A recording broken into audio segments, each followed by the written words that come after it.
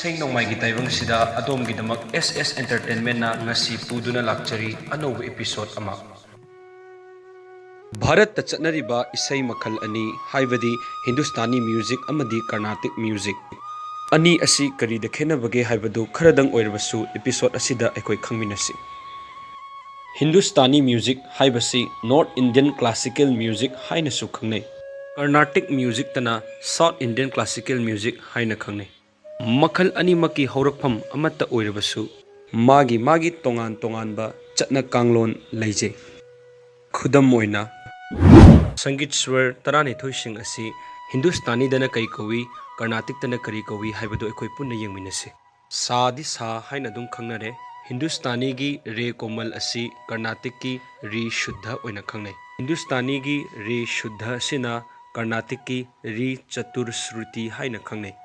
Hindustani gi ga komal asina Carnatic ki ri sat shruti.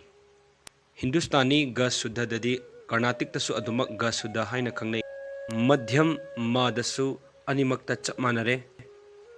Hindustani gi ma tibra asibuna Carnatic ta ma prati natraga pratima haina khangnai. Hindustani gi panchom pa busu Carnatic ta pa haina adumak khangnare. Hindustani gi daha komal buna Carnatic ki daha shuddha oina khangnai. Hindustani gi daha shuddha asina Carnatic ki daha chatur shruti oina khangnai. Hindustani gi ni komal asina Carnatic ki ni kashiki haina khangnai. Aroibada Hindustani gi ni shuddha asibuna Carnatic ki ni kakali haina khangnai. Matang asidagi ekoina khangba ngami madudi Hindustani da komal swar oina siznaba sangit swar sing asi Carnatic tadi shuddha oina siznai haiba. Hindustani classical dana that tara lei aduga Carnatic music dana mela haibadi that hundrani thoi 72 male natraga that lei. Hindustani classical gi percussion da pakhwas tabla na chingba thili aduga Carnatic music ki percussion dana mridangam ghantam na chingba thili. Hindustani classical music ta Drupad Dhamar, Khyal, Tarana, Thumari, Bhajan, Git na chingba saknai.